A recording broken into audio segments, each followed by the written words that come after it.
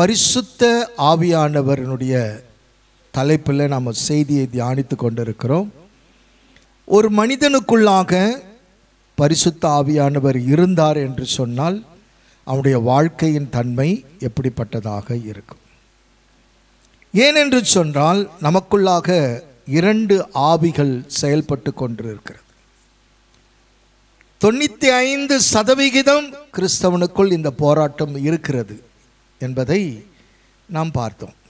அதே நேரத்தில் 1 சாமுவேல் 18வது அதிகாரம் 10வது வசனத்தில் மறுநாளே கடவுள் அனுப்பிய தீய ஆவி சவுலை ஆட்கொள்ள அவர் தம் வீட்டில் பிதற்றினார் என்று எழுதியிருக்கிறது.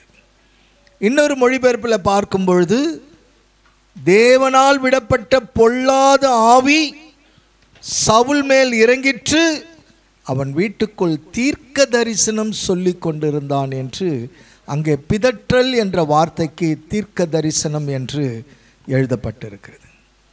ஒரே வசனம் அடுத்தடுத்து வார்த்தைகளை பார்க்கும் பொழுது பொல்லாத ஆவி சவுல் மேல் இறங்கியிருக்கு. அடுத்த வார்த்தை என்ன சொல்லுகிறது என்றால் அவன் வீட்டுக்குள் தீர்க்க தரிசனம் சொல்லி கொண்டிருந்தான் என்றும் சொல்லுகிறது. ஆவி இறங்கும் பொழுது ஈட்டியை எடுத்து அவன் என்ன பண்றான்?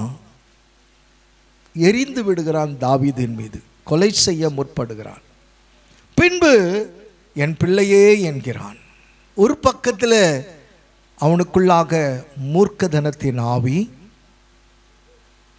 பிசாசினுடைய செயல்கள்,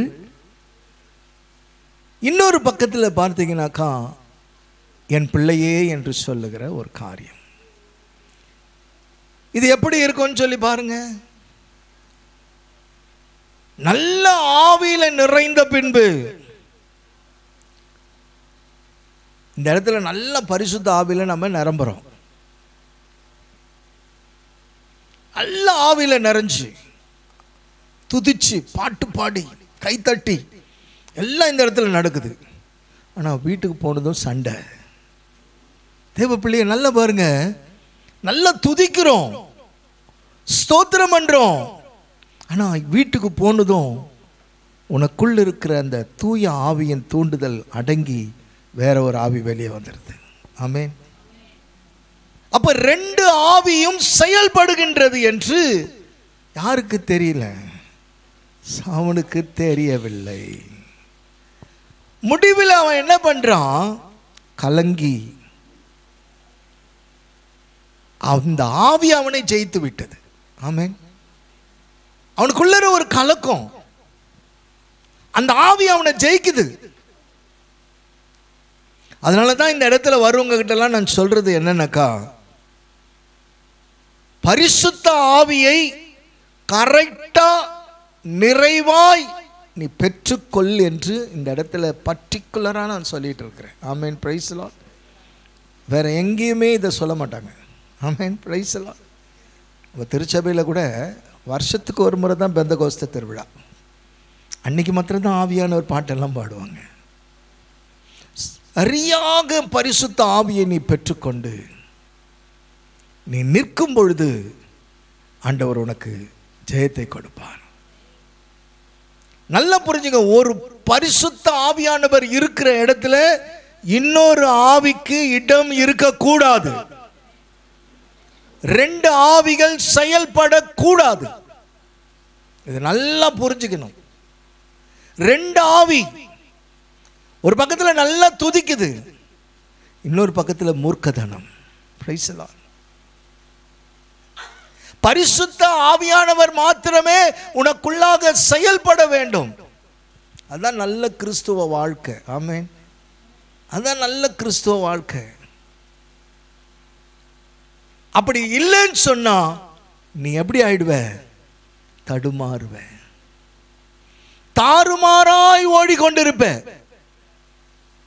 ஒரு இடத்துல உன்னை உட்கார வைக்காது, தாறுமாறா ஓடிக்கிட்டு இருக்கும். நீங்க நினைக்கிற மாதிரி, ஓ நான் அங்கே தானே நான் போறேன் ப்ரேயருக்கு, நான் இங்கே தானே போறேன், நீ எங்கேயோ ஓடிக்கிட்டே இருப்ப. உனக்கு எதாவது சொல்லுவாங்களே ஆங்கிலத்தில், so many cook spoiling the soup ன்ற மாதிரி இங்கே ஒரு போதனை கேட்பேன், அங்கே ஒரு போதனை கேட்பேன், அங்கே ஒரு போதனை கேட்பேன். உன்னை சுத்த விட்டு கடைசியில் தெளிவில்லாமல் எங்கேயோ ஒரு இடத்துல போய் விழுந்து கிடப்பேன். ஆமே, புரியுதுங்களா நான் சொல்கிறது? உனக்கே தெரியாமல் உனக்குள்ளாக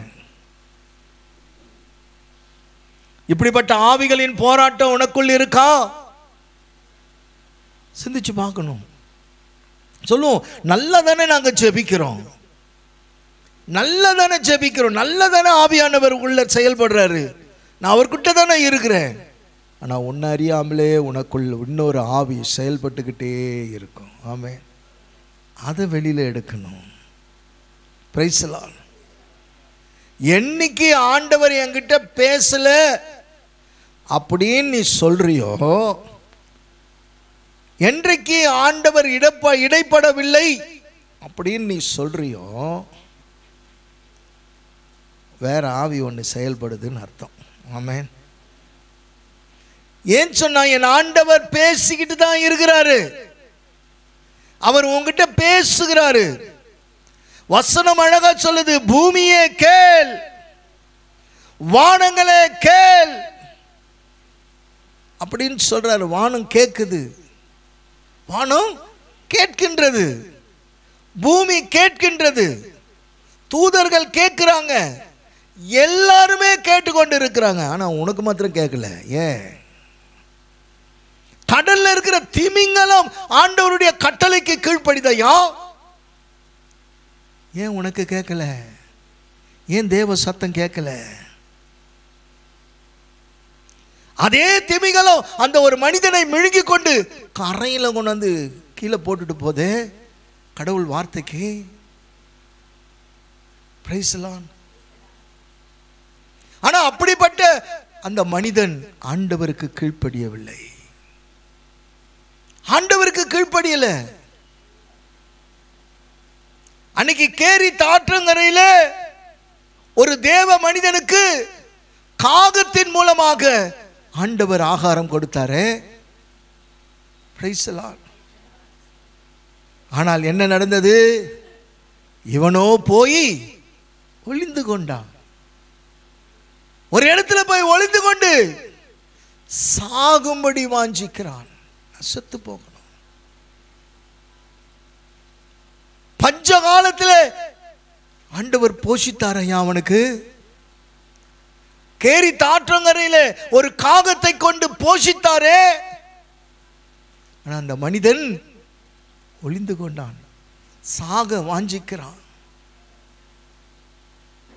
தேவ பிள்ளையே, இந்த ஆவிகளை நீ மேற்கொள்ள வேண்டுமானால் தூய ஆவியானவர் உனக்கு வேணும். ஆமென். இந்த ஆவிகளை எல்லாம் நீ மேற்கொள்ள வேண்டும் என்றால் தூய ஆவியானவர், அவர் ஒருத்தரால தான் அதை மேற்கொள்ள முடியும். அதனால தான் பரிசுத்த ஆவியில நிறைஞ்சு ஜெபிங்கன்னு சொல்றேன். ஏன் ஒவ்வொரு முறையும் இந்த இடத்துல தூய ஆவியில நிறைஞ்சு ஜெபிங்க, அந்நிய பாஷை பேசுங்க, துதிங்க, ஸ்தோத்திரம் பண்ணுங்க. பாஷை வர இல்லைனாலும் பரவாயில்ல, உனக்குள் ஆவியானவர் இருக்கிறார், நீ துதி, ஸ்தோத்திரம் பண்ணு. துதியினாலே கிருபை பெருகும், ஸ்தோத்திரத்தினாலே கிருபை பெருகும். ஏதோ கடமைக்கென்று வாழ்கிற கிறிஸ்தவ வாழ்க்கை அல்ல. உன் வீடு ஆசீர்வதிக்கப்படணும், உன் பிள்ளைகள் ஆசீர்வதிக்கப்படணும். நீங்க நல்ல பரிசுத்த ஆவியில நிறைஞ்சு உங்க வீடு நிறைஞ்சு இருந்ததுன்னு சொன்னா உன் வீட்டு வாசல்ல குடுகுடுப்புக்காரனுக்கு குறி சொல்ல முடியாது. பக்கத்து வீட்டுக்கு சொல்லிட்டு வருவான், உன் வீட்டில் குறி சொல்ல அந்த ஆவி வேலை செய்யாது. ஏன்னு சொன்னா உன் வீட்டில் இருக்கிறவர் சர்வ வல்லவர். உனக்குள்ள இருக்கிற அபிஷேகம் வெளியில இடத்துல எல்லா இடத்துலையும் ஃப்ளோ ஆகிக்கிட்டே இருக்கும், நடந்துக்கிட்டே இருக்கும். நீங்கள் நினைக்கிற மாதிரி கிடையாது. நீங்கள் எவ்வளோத்துக்கு எவ்வளோ நிரம்புறீங்களோ உங்கள் மேலேருந்து போய்கிட்டே இருக்கும், கிரேஸ் போய்கிட்டே இருக்கும். அப்போ நல்லா பாருங்க, நல்லா புரிஞ்சுங்க. ஒன்று, அபிஷேகம் பெறாதவர்கள் நல்ல அபிஷேகத்தில் நிரம்பணும். ஆமென். அதுக்கு தான் இந்த இடம், அதுக்கு தான் இந்த இடம். வேற எங்கேயுமே இந்த போதனைகள் உங்களுக்கு வேற எங்கேயுமே கிடைக்காது. இங்கே கொடுக்கிற போதனைகள் அத்தனையுமே திருத்தூதர்கள் போதனை, அப்போஸ்தலர்களுடைய போதனைகள் தான் இங்கே கொடுக்கப்படுகிறது. வேற டாக்டரின்ஸ் எல்லாம் கிடையாது. இயேசு என்ன பிரசங்கித்தாரோ அந்த பிரசங்கம் தான் இங்கே பிரசங்கிக்கப்படுகிறது. அப்படின்னு சொன்னா நீ பெறலனாக்கா நல்லா பெற்றுக்கொள். இரண்டாவது, அபிஷேகம் பெற்றவர்கள் நிறைவு, அந்த நிறைவை நோக்கி நீ பயணம் செய்யணும். ஏதோ கொஞ்சம் இருந்து இதெல்லாம் பண்ணக்கூடாது. ஜோர்டனெல்லாம் காட்டினா ஆண்டவருக்கு தெரியும். ஆமென், பிரைஸ் லார்ட்.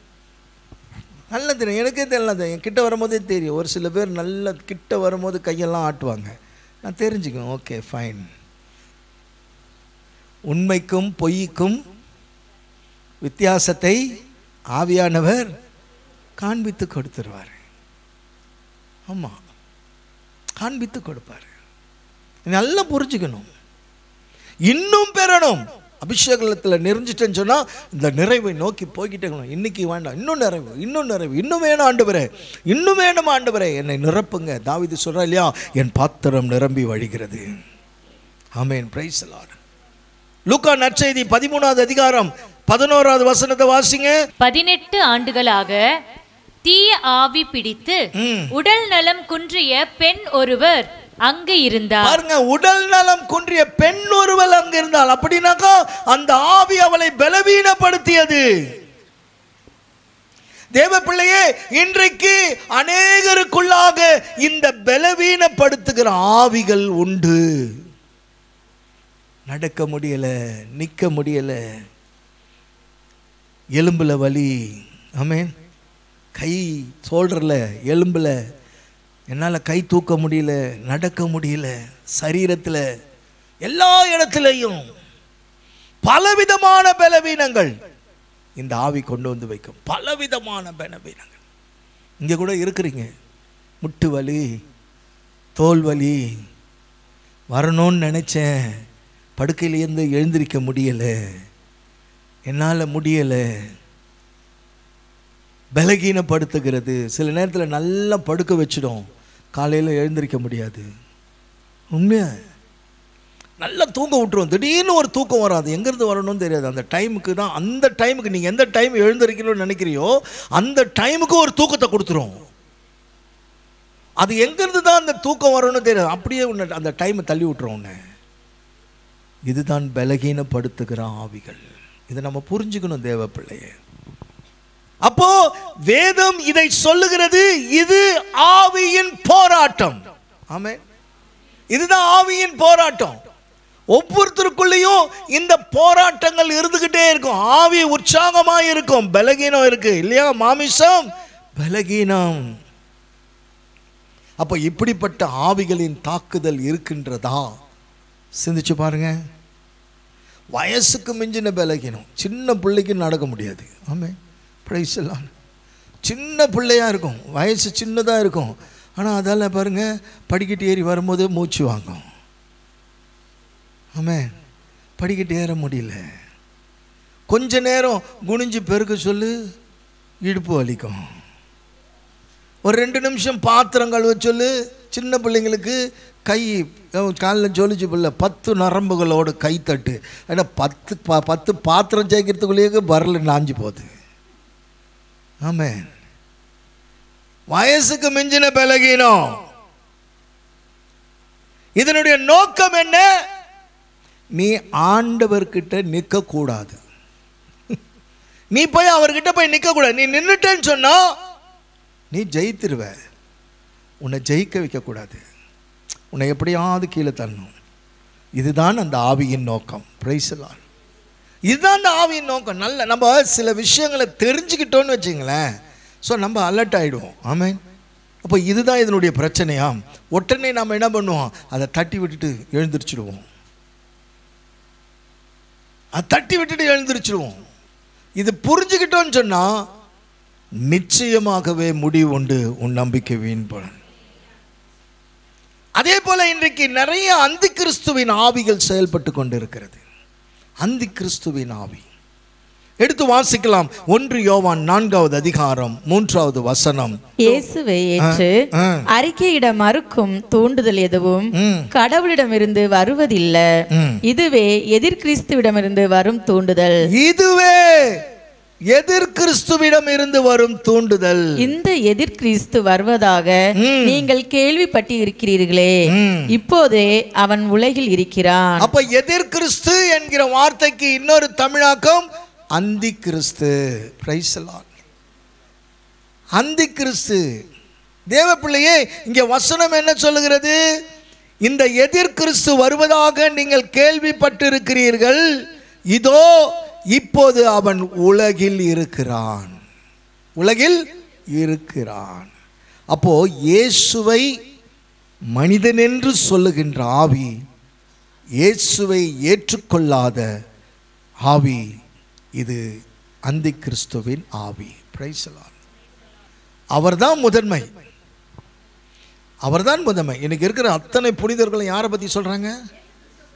ஆமாம். ஆனால் நாம தான் அவரை விட்டுட்டு இவரை சொல்கிறோம். நான் மணப்பாடு போயிருந்தேன். மணப்பாடில் பிரான்சிஸ் சேவியர் அவருடைய குகை கடலுக்கு பக்கத்தில் இருக்குது. இந்த குகைக்குள்ளெல்லாம் நான் போயிட்டு வந்தேன். குகையிலேருந்து வெளியில் ஒரு கிணறு இருக்குது. இந்த கிணறுல தண்ணி குடிக்கிறேன். அவ்வளோ தண்ணி டேஸ்ட்டாக இருக்குது, அவ்வளோ டேஸ்ட்டு தண்ணி. அப்போ அங்கே ஃபுல்லாக நாங்கள் பார்க்குறோம், எல்லாருமே கிறிஸ்தவர்கள் தான். ஆனால் அவர் அந்த குகையில் இருந்து 14-15 வருஷம் ஊழியம் செஞ்சிருக்காரு. அவர் இயேசுவை சொல்லி இயேசுவின் நாமத்தை மகிமைப்படுத்தி பணி செய்தார். அவர் வந்துட்ட பிறகு சொன்னவரை விட்டுட்டாங்க, சொல்ல வந்தவரை பிடித்து கொண்டார்கள். ஆமென். இன்னைக்கு நாம் அப்படி தான் இருக்கிறோம். சொன்னவரை விட்டுட்டோம், சொல்ல வந்தவரை பிடிச்சிட்டு இருக்கிறோம். சொல்ல வந்தவர்களை பிடிச்சுக்கிட்டு சொன்னவரை இன்னைக்கு விட்டுட்டோம். எதிர்மறையான கிறிஸ்தவ வாழ்க்கை. ஆமென். நல்லா புரிஞ்சுக்க தேவ பிள்ளையே. மாமிசத்தில் வந்த இயேசு கிறிஸ்துவை அறிக்கை பண்ணாத எந்த ஆவியும் அந்தி கிறிஸ்துவின் ஆவி. ஆமென். ஊனும் இரத்தமுமாக மாமிசத்தில் வெளிப்படுத்தப்பட்ட இயேசு கிறிஸ்துவை அறிக்கை பண்ணாத எல்லாமே அந்தி கிறிஸ்துவின் ஆவி. Praise the lord. ஹல்லேலூயா. இயேசு கிறிஸ்துவை ஒரு மனிதன் தெய்வம் என்று ஏற்றுக்கொள்ளவில்லை என்று சொன்னால் அவன் எதிர் கிறிஸ்தவன், அந்தி கிறிஸ்து. அப்ப அவன் அந்தி கிறிஸ்துவின் ஆவியினால தாக்கப்பட்டிருக்கிறான் என்பதை நாம் புரிந்து கொள்ள முடியும். ஆமென் சொல்ல மாட்டீங்களா? சத்தமா ஹல்லேலூயா. தேவ பிள்ளையே, ஒரு சில பேருக்குள்ளாக வஞ்சக ஆவி உள்ளே இருக்கும். வஞ்சக ஆவி. அவர்களுக்கு சத்திய ஆவி என்றால் என்ன என்பதோ வஞ்சக ஆவி என்றும் தெரியாது. எது வஞ்சக ஆவி, எது சத்திய ஆவி தெரியாது. 1 யோவான் 4வது அதிகாரம் 6வது வசனம். ஆனால் நாம் கடவுளை சார்ந்தவர்கள், கடவுளை அறிந்து கொண்டோர் நமக்கு செவி சாய்க்கின்றனர். நல்லா கவனமா கேளுங்க, வாசிக்க மறுபடியும். ஆனால் நாம் கடவுளை சார்ந்தவர்கள், கடவுளை சார்ந்தவர்கள், கடவுளை அறிந்து கொண்டோர், கடவுளை அறிந்து கொண்டோர் நமக்கு செவி சாய்க்கின்றனர். நமக்கு செவி சாய்க்கின்றனர். கடவுளை சாராதோர், கடவுளை சாராதோர் நமக்கு செவி சாய்ப்பதில்லை. இதிலிருந்து உண்மையான தூண்டுதல் எது, உண்மையான தூண்டுதல் எது, பொய்யான தூண்டுதல் எது என்பதை நாம் அறிந்து கொள்ளலாம். ஹல்லேலூயா. Praise the lord. எது உண்மையான தூண்டுதல், எது பொய்யான தூண்டுதல், இது நம்ம நல்ல தெளிவாக எப்போதுமா இதை புரிஞ்சு கொள்ள முடியும்? வசனம் உள்ளே இருந்தால் தான் புரிஞ்சு கொள்ள முடியும். ஆமென். வசனம் இல்லைன்னு சொன்னா உன்னால எதையுமே புரிந்து கொள்ள முடியாது. 10ஓட 11 அத்தோட நானும் 1. ஆமென். புரிஞ்சுக்கங்க, நல்லா புரிஞ்சுக்கங்க. தெய்வம் சரியாகுது. நல்லா புரிஞ்சுக்கங்க. அப்போஸ்தலர்களுடைய திருத்தூதர்களுடைய போதனைக்கு எவன் ஒருவன் செவி கொடுப்பானாயானால் அவனை ஆண்டவர் அழகா நடத்துவார். ஆமென். புரியுதுங்களா? அப்போஸ்தலர்களுடைய போதனைக்கு எவன் ஒருவன் செவி சாய்க்கிறானோ அவன் சரியான பாதையில நடக்கிறான். பரிசுத்த ஆவியானவரை அவன் லீட் பண்றார். எத்தனை பேர் ஆமென் சொல்றீங்க? நான் மறுபடியும் சொல்கிறேன், அப்போஸ்தலர் என்றாலும் திருத்தூதர் என்றாலும் ரெண்டும் ஒன்று தான். இவங்களுடைய போதனையில் நீ சரியாக நடந்துனா தூய ஆவியானவர் உன்னை வழி நடத்துவார். அப்போ ஆண்டவர் என்ன பேசினார்? நீதியை குறித்தும், நியாயத்தை குறித்தும், பாவத்தை குறித்தும், வரப்போகிற நியாய தீர்ப்பை குறித்தும் பேசினார். ஆனால் அப்போஸ்தலர்கள் என்ன பேசுகிறாங்க? நீதியை குறித்தும், நியாயத்தை குறித்தும், பாவத்தை குறித்தும், வரப்போகிற நியாய தீர்ப்பை குறித்தும், திருமுழுக்கை குறித்தும் பேசினார்கள், ஞானஸ்தானத்தை குறித்து பேசினார்கள். வித்தியாசம் தெரியுதா இல்லையா? ஆனால் அப்போஸ்தலர்களுடைய போதனைக்கு ஒருவன் செவி சாய்க்கவில்லை என்றால் அவன் வஞ்சக ஆவிக்கு செவி கொடுக்கிறான். எப்ப நீ சத்தியத்திற்கு நீ செவி கொடுக்கலையோ, ஆண்டவருடைய உயிருள்ள வார்த்தைக்கு நீ செவி கொடுக்கலையோ, நீ வஞ்சக ஆவியால் பிடிக்கப்படுகிறாய், நடத்தப்படுகிறாய். ஆமென். அதெல்லாம் சரியா புரிஞ்சுக்கங்க. Price the Lord. அப்போ நீங்க என்ன ஆவியில இருக்கிறீங்கன்னு சோதித்தறிய வேண்டும். நீ என்ன ஆவி உனக்குள்ளாக செயல்படுகிறது, இதை நீ சோதித்து பார்க்கணும். வாசிங்க 1 யோவான் 4வது அதிகாரம் 1 வசனம். அன்பார்ந்தவர்களே, தூய ஆவியின் தூண்டுதல் தமக்கு இருப்பதாக சொல்லிக் கொள்ளும். நல்ல காது கொடுத்து கேளுங்க. தூய ஆவியானவர் தூண்டுதல் எனக்கு இருக்குதாக சொல்லிக்கொண்டு எல்லாரையுமே நம்பி விடாதீர்கள். நம்பி விடாதீர்கள். என்கிட்ட பரிசுத்த ஆவியானவர் இருக்கிறாரு, என்கிட்ட பரிசுத்த ஆவியானவர் இருக்கிறாருன்னு சொல்லி நீ எல்லாரையும் நம்பி விடாதே. வாசிங்க. அந்த தூண்டுதல் கடவுளிடம் இருந்து வருகிறதா என சோதித்து அறியுங்கள். அதை முதல்ல பார்க்கணும். அதனால தான் சீடர்கள் கேட்குறாங்க ஆண்டவர்கிட்ட, ஆண்டவரே நாங்கள் எப்படி அறிந்து கொள்வது? அவர்கள் கனிகளை பார், அவர்கள் கனிகளை பார். கனி இருக்கா? அவர்களிடத்தில் கனிகள் இருக்கா? அப்ப இங்க என்ன சொல்றாரு? வாசிங்க, மறுபடியும் முதல்ல இருந்து வாசிங்க. அன்பார்ந்தவர்களே, தூய ஆவியின் தூண்டுதல் தமக்கு இருப்பதாக சொல்லிக் கொள்ளும் எல்லாரையுமே நம்பி விடாதீர்கள். அந்த தூண்டுதல் கடவுளிடமிருந்து வருகிறதா என சோதித்து அறியுங்கள். ஏனெனில் போலி இறைவாக்கினர் பலர் உலகெங்கும் தோன்றி உள்ளனர். யாரு தோன்றி இருக்கிறாங்க? போலி இறைவாக்கினர்கள். நான் ஒரு அருமையான தேவ மனுஷனோடு பேசி கொண்டு இருக்கும் பொழுது அங்கே ஒரு அம்மா வந்தாங்க. ஐயா, இப்படி ஒரு தம்பி வந்து என் பொண்ணை கேட்குறாரு. நான் பக்கத்தில் தான் இருந்தேன். ஆண்டவர் நாம மகிமைக்கு சொல்கிறேன். அப்போது அவர் அந்த தேவ மனுஷன் அவர்கிட்ட கேட்டாங்க, யார் அந்த பையன்? அவங்களுக்கு ரொம்ப பழக்கமான குடும்பம். யார் அந்த பையன்? அடிக்கடி வீட்டுக்கு ப்ரேயர் பண்ண வருவார். நல்லா காதில் கவனமாக கேட்டுக்கோங்க. அடிக்கடி வீட்டில் ப்ரேயர் பண்ண இவரை தான் கூப்பிடுவோம். அப்போ அவர் கேட்டார், குடும்ப கஷ்டத்தெல்லாம் சொன்னியா? ஆமாம் சொன்னேன். என்னெல்லாம் சொன்னேன்? என் பொண்ணுக்கு கல்யாணம் ஆகலைன்னு சொன்னேன். உன் பொண்ணு என்ன சம்பளம் வாங்குதுன்னு கேட்டார். வருஷத்துக்கு 6 லட்சம் ரூபாய் சம்பளம் வாங்குது. வருஷத்துக்கு 6 லட்சம் ரூபாய் சம்பளம் வாங்குது. சரி, என்னன்னு வந்து கேட்டான். காலையில் வந்து கதவை தட்டினான் ஒரு 6 மணிக்கு. என்ன பிரதர் அப்படின்னு சொல்லி கேட்டேன். ஆண்டவர் நைட்டு என்கிட்ட பேசினார், உன் பொண்ணை கல்யாணம் பண்ணிக்க சொல்லி. நல்லா கவனமாக கேட்டுங்க. ஆண்டவர் வந்து எனக்கு சில விஷயத்தெல்லாம் கேட்டால் சிரிப்பு அடக்கவே முடியாது. முடிஞ்ச உடனே இவருக்கு கோவம் வந்துடுச்சு. அவன் திருட்டு பையன், அவனை உள்ளே சேர்க்காத, வெளியே திருத்து. உண்மையாகவே கடவுள் சொல்லியிருந்தானா அவங்க பேரண்ட்ஸோடு வந்திருப்பான். அவர் சொன்னார், அவங்க பெற்றோரோடு வந்திருப்பான். ஆனால் இவன் திருட்டு பையன். யோசனை பண்ணிக்கங்க. யாருக்கிட்ட உங்கள் கதையை சொல்லணும், யாருக்கிட்ட சொல்லக்கூடாது. ஆமென். புரிஞ்சுதுங்களா? எத்தனை பேருக்கு புரிஞ்சுது?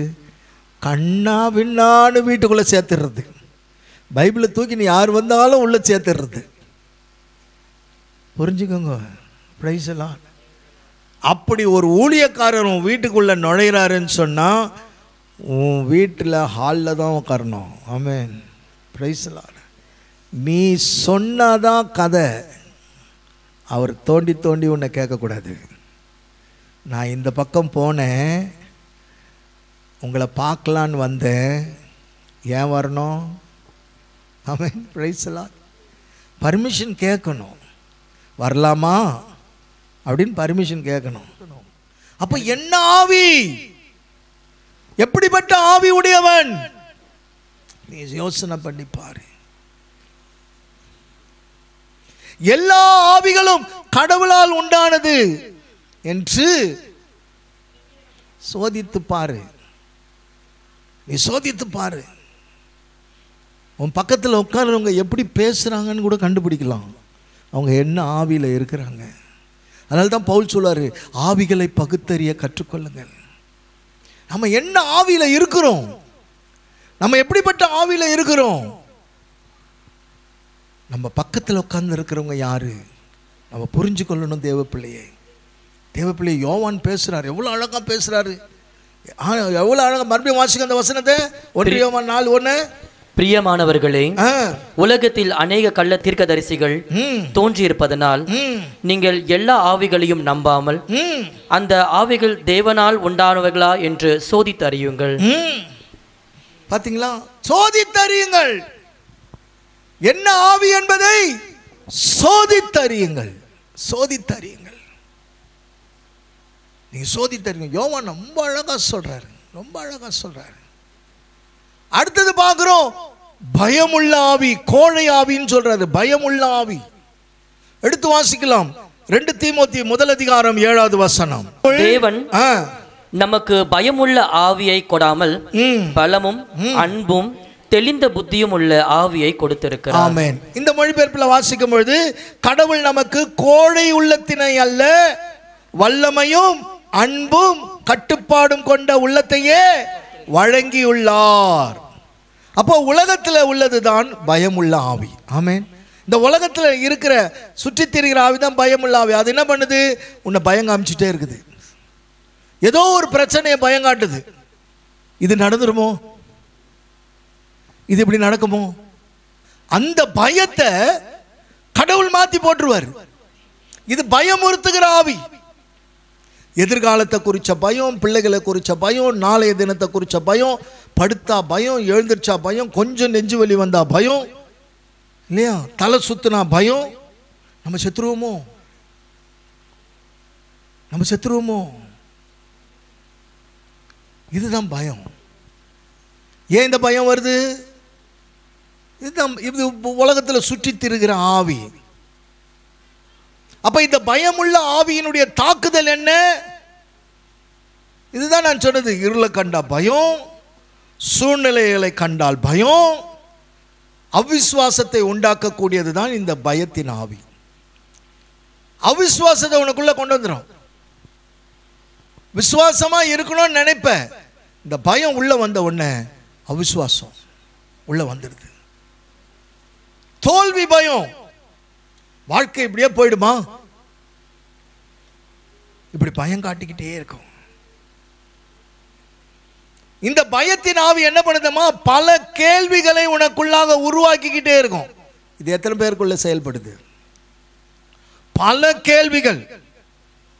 இது இப்படி இருக்குமா, அது அப்படி இருக்குமா, இது எப்படி இருக்குமா? என்கிட்ட ஒரு சில பேர்லாம் பேசுனாங்கன்னு வச்சுங்களேன், எனக்கு கோவம் வருதோ இல்லையோ, எனக்குள்ளே இருக்கிறவருக்கும் கோவம் ஜாஸ்தி வரும். ஆமென், பிரைஸ் தி லார்ட். ஆமாம், அக்செப்ட் பண்ண முடியாது. மனுஷனை நான் கேட்டுக்கலாம், ஆனா உள்ள இருக்கிறவரால் அது கேட்டுக்க முடியாது. நீங்க செக் பண்ணி பாருங்க, உங்களுக்குள்ள இருக்கிறவங்ககிட்ட நீங்களே செக் பண்ணுங்க. எல்லாருக்குள்ளேயும் அந்த அபிஷேகம் இருக்கு, எல்லாருக்குள்ளேயும் ஆவியின் தூண்டுதல் இருக்கு. ஒரு சில பேரை பார்த்தாக்கா அழுவணும்னு தோணும். அவங்க பேசும்பொழுதே நம்மள அறியாம கண்ணிலேருந்து தண்ணி வரும். ஒரு சில பேர்கிட்ட நீங்களா போய் பேசணும்னு தோணும். உங்களுக்குள்ள இருக்கிற ஆவியானவர் போய் பேச சொல்லுவார். ஒரு சில பேரை பார்த்தீங்கன்னாக்கா விலகி போக சொல்லும். பார்த்துக்கிறீங்களா? ஐயோ வராங்க, ஐயோ இவங்க என்ன சொல்லுவாங்கன்னு தெரியலையே. இது நாம இல்லை, நாம் அவரை செயல்படுத்த விட்டுட்டோம்னா அவர் நம்மளை செயல்படுத்துவார். கரங்களை தட்டி ஆண்டவரை மகிமைப்படுத்துவார். ஹல்லேலூயா. இந்த ஆவி என்ன பண்ணோம்? மரண பயத்தை கொண்டு வந்து உள்ள விட்டுரும். மரண பயம். அதனால தான் இந்த ஆவிக்கு நான் இடம் கொடுக்கறதே கிடையாது. ஆமா, கொடுக்கறதே கிடையாது இந்த ஆவிக்கு. ஜாலியா சுத்திட்டு இருக்கிறேன். பிரைஸ் எல்லாம் கர்த்தருக்குள்ளாக. ஆமென், அல்லேலூயா. ஆண்டவருக்குள்ள ஜாலியா இருக்கிற எந்த ஒரு பிரச்சனையும் தூக்கி தலைமையிலேயே வச்சுக்க மாட்டேன், உள்ளே வச்சுக்க மாட்டேன்.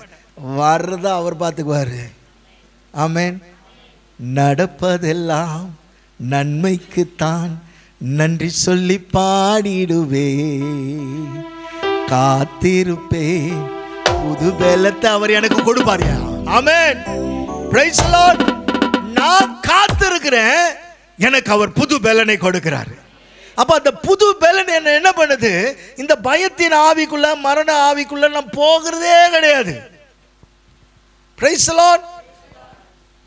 அப்ப இப்படிப்பட்ட ஆவியின் போராட்டங்கள் உங்களுக்குள்ள இருக்கா? செக் பண்ணி பாருங்க, செக் பண்ணி பாருங்க. இருக்கா? எத்தனை பேருக்குள்ள இருக்கு? இங்க என்கிட்ட வரவங்கிட்ட எல்லாம் பிடுங்கி எடுத்துருவேன், வேரோட எடுத்து விட்டுருவார் ஆண்டவர். ஆமென். இங்க வந்தா அந்த பயம் இருக்கக்கூடாது. இங்க வந்தா ஜெயம்தான். உனக்கு ஜெய கிறிஸ்து கூட இருக்கிறார். ஜெய கிறிஸ்து முன் செல்கிறார், ஜெயமாக நடத்திடுவார். ஜெய கிறிஸ்து முன் செல்கிறார், ஜெயமாக நடத்திடுவார். ஜெய கீதங்கள் நான் பாடினேன், ஜெய கொடியும் ஏற்றிடுவோம். ஜெயம் அல்லேலூயா அவர் நாமத்திற்கே, ஜெயம் அல்லேலூயா அவர் நாமத்திற்கே. ஹல்லேலூயா, ஹல்லேலூயா. ஜெய கிறிஸ்து நம்ம கிட்ட இருக்கிறாரு. ஏன் கடவுள் நமக்கு இப்படி சொல்லி கொடுக்கிறாரு? நாம புரிஞ்சுக்கணும். ஆமென். நம்ம புரியலன்னு சொன்னா இப்படி தான் பயந்துருவோம். ஆனா யார் செயல்படுறான்? பிரைஸ் தி லார்ட், ஹல்லேலூயா.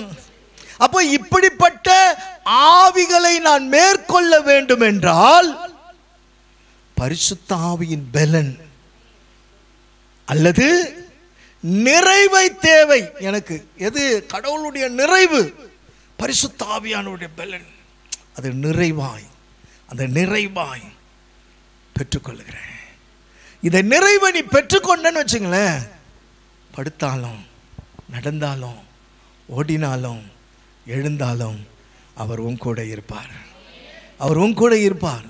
எருசலேமை சுற்றிலும் மலைகள் சூழ்ந்திருப்பது போல ஆண்டவர் உன் குடும்பத்தை சூழ்ந்திருப்பார், உன் பிள்ளைகளை சூழ்ந்திருப்பார். பிள்ளைகளின் பிள்ளைகளை காண்பாய்.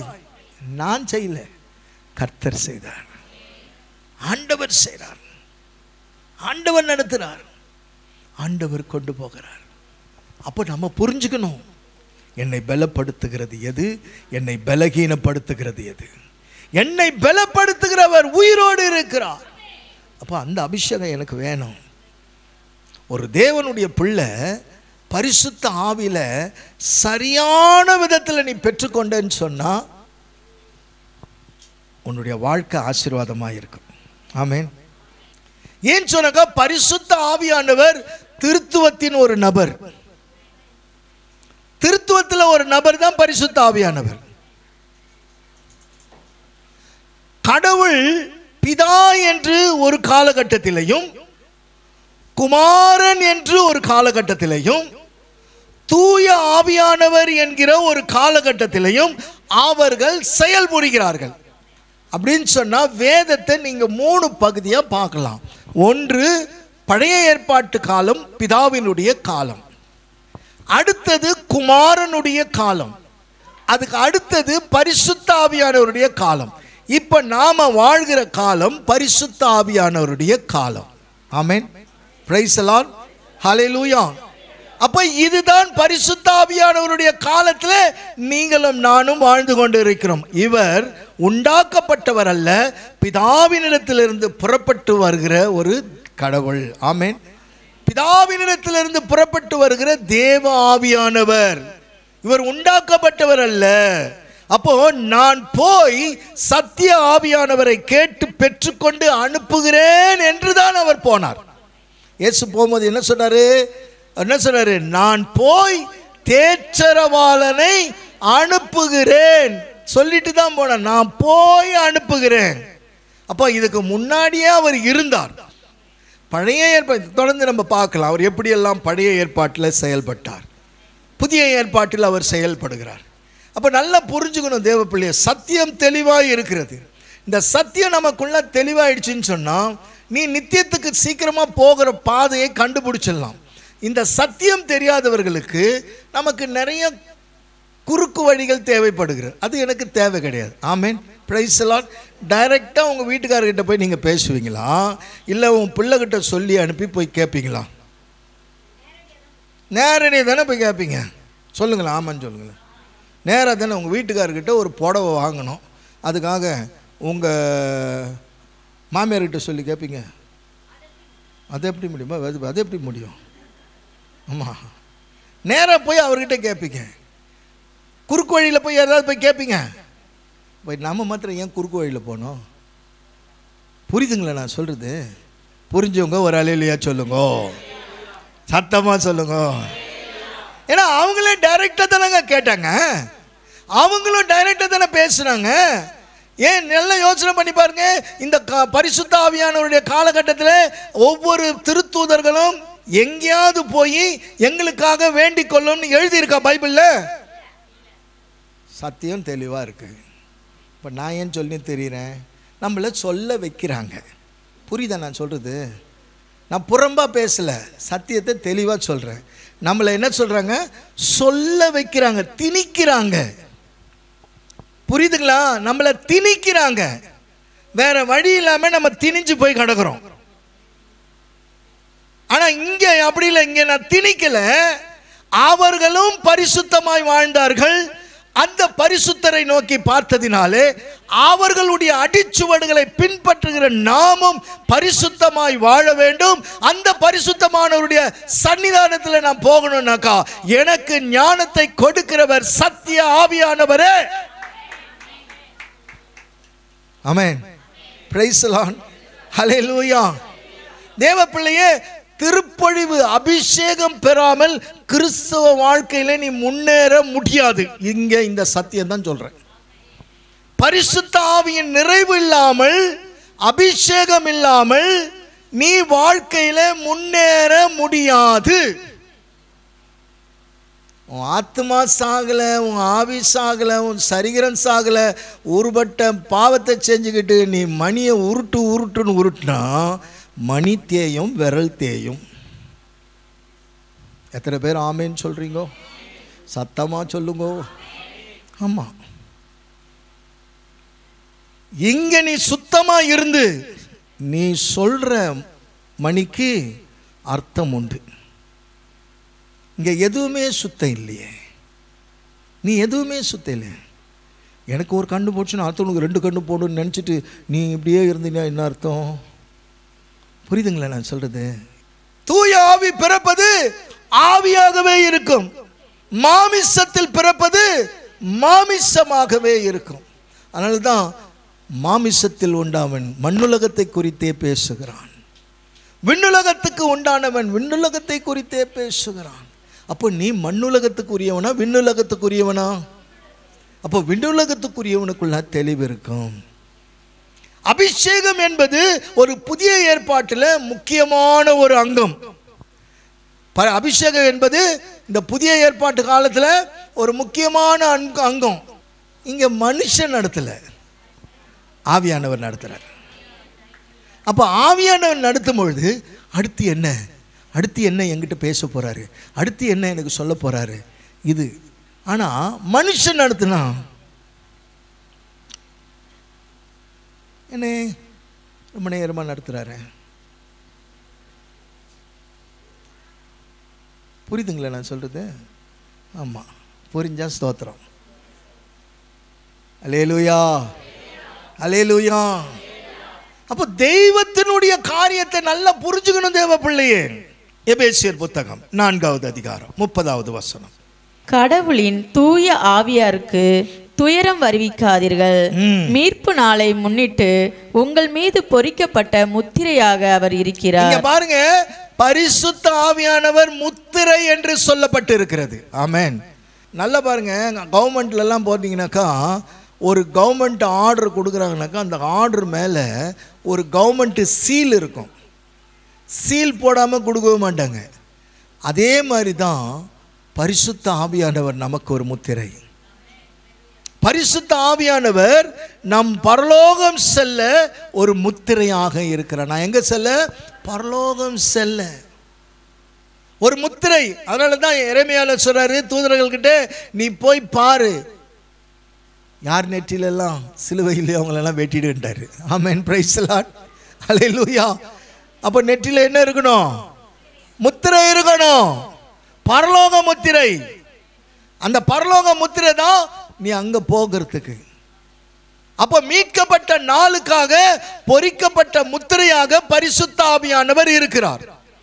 நீ மீட்கப்பட்ட நாளுக்காக எப்போ நீ ஆண்டவருக்குள்ளாக ரட்சிக்கப்பட்டியோ, ஆண்டவருக்குள்ளார வந்துட்டியோ, ஆண்டவருடைய ஆவியானவர் உன்னை செயல்படுத்த ஆரம்பிச்சிட்டாரோ, நீ முத்திரையிடப்பட்டவன். ஆமென், ஹல்லேலூயா. சத்தமா சொல்லுங்களேன். அப்போ பரிசுத்த ஆவியை பெற்றவன் முத்திரையிடப்பட்டவன். பரிசுத்த ஆவியை பெற்றவன் முத்திரையிடப்பட்டவன். அவனால தான் அந்த மீட்கப்படக்கூடிய காரியத்துக்குள்ளார உள்ள நுழைய முடியும். ஆமென், பிரைஸ் தி லார்ட். மீட்க முடியும். இப்போ உள்ள எப்படி இருக்கு? நீ மீட்கப்பட்டுட்டேன்னு சொன்னா நீ எடுத்துக்கொள்ளப்பட முடியும். நீ மீட்கப்பட்டுட்டேன்னு சொன்னா ஆண்டவர் வருகையில் நீ எடுத்துக்கொள்ளப்பட முடியும். அப்போ எடுத்துக்கொள்ளப்படணும், இந்த வாழ்க்கை வாழணும்னா நான் எந்த அளவுக்கு சுத்தமாக இருக்கணும். பிரைஸ் தி லார்ட், ஹல்லேலூயா. அப்போ நீ எப்படி மாறுற? முதல் உயிர்த்தெழுதலுக்கு நீ பங்குள்ளவனாக மாறுகிற. ஆமென். முதல் உயிர்த்தெழுதலுக்கு ரெவலேஷன்ல எழுதியிருக்கோம், முதல் உயிர்த்தெழுதலுக்கு நீ பங்குள்ளவனாக மாறுகிற. நான் மறுபடியும் சொல்றேன், பரிசுத்த ஆவியை பெற்றவன் முத்திரையிடப்பட்டவன். அவன் தானே மீட்க முடியும், எடுத்துக்கொள்ளப்பட முடியும், முதலாம் உயிர்த்தெழுதலுக்கு பங்குள்ளவனாக்க முடியும். பிரைஸ் தி லார்ட், ஹல்லேலூயா. ஒரு செத்த கிறிஸ்துவனால இது செய்ய முடியாது. ஆமென். செத்த கிறிஸ்துவன் யாரு? இல்லையா? ஆவி இல்லாதவன் செத்தவன். வசனம் சொல்லுது. ரோமையர் புத்தகம் 8:14 என்ன சொல்லுது? கடவுளின் ஆவியால் இயக்கப்படுகிறவர்களே கடவுளின் மக்கள். கடவுளுடைய ஆவியானவரால் இயக்கப்படுகிறவனே கடவுளுடைய மக்கள். அப்போ கடவுளுடைய ஆவியானவரால நான் இயக்கப்படணும். அப்போ அபிஷேகம் இல்லாமல் ஊழியம் என்று ஒரு காரியத்தையும் செய்யக்கூடாது. நல்லா புரிஞ்சுக்கிட்டீங்களா? இதுதான் அடையாளம். பரிசுத்த ஆவியானவர் இல்லாம நீ ஊழியம் செய்யக்கூடாது. இப்போ ஆவியானவர் உன்னை நடத்துறாருன்னா அழகா வசனத்தை சொல்லி நடத்துவார். ஆவியானவர் உன்னை நடத்துறாருன்னு சொன்னா வெளிப்பாடோடு நடத்துவார். நம்ம பாட்டு பாடுறோம்ல, எங்கு செல்ல வேண்டும், என்ன செய்ய வேண்டும், வழி நடத்தும் ஆவியானவரே. எங்கு செல்ல வேண்டும், என்ன செய்ய வேண்டும், வழி நடத்தும் ஆவியானவரே. உம் விருப்பம் இல்லாத இடங்களுக்கு செல்லாமல் தடுத்து நிறுத்தும் ஆவியானவரே. உம் விருப்பம் இல்லாத இடங்களுக்கு செல்லாமல் தடுத்து நிறுத்தும் ஆவியானவரே. Price the Lord, price the Lord. அப்போ ஆவியானவர் சொல்லுவார், நீ எங்கே போகணும், என்ன பேசணும், என்ன செய்யணும், என்ன நடத்தணும், இதெல்லாம் தூய ஆவியானவர் நமக்கு சொல்லி கொடுப்பார். பரிசுத்த ஆவி இல்லாமல் ஊழியம் செய்கிறது சோத்திரம். ஆமென். இன்றைக்கி நிறைய பேர் இதை தூக்கிடுறாங்க கரெக்டாக கையில். ஆமென். பைபிளை கையில் தூக்கி பகிலில் வச்சிட்டாக்கா ஆமென், சோத்திரம். ரிட்டையர்ட் ஆகிட்டேன் பிரதர். எப்படி ரிட்டையர்ட் ஆகிட்டேன், வேறு வழி இல்லை பிரதர், இப்படியே ஆண்டவர் பணியை செஞ்சுக்கிட்டு வரேன் அப்படின்னு சொல்லி ஒரு 10 வீடை சுற்றி வந்தார்னா அல்லேலூயா, ஸ்தோத்திரம். எனக்கு தெரிஞ்ச ஒரு ஊழியக்காரர் தான் நான் சொல்கிறது, இறைவாக்கு பணியாளர். அவர் என்ன பண்ணார், ஒரு அம்மாவுக்கு கால் வலின்னு கூப்பிட்டு ஜெபம் பண்ண வச்சுக்கிறாங்க. கால் வலிக்காக ஜெபம் பண்ண போனவர் உடனே அவங்க மேலே தலையில் கை வச்சு இன்னும் 3 நாள் நீ செத்துருவேன்ட்டார்.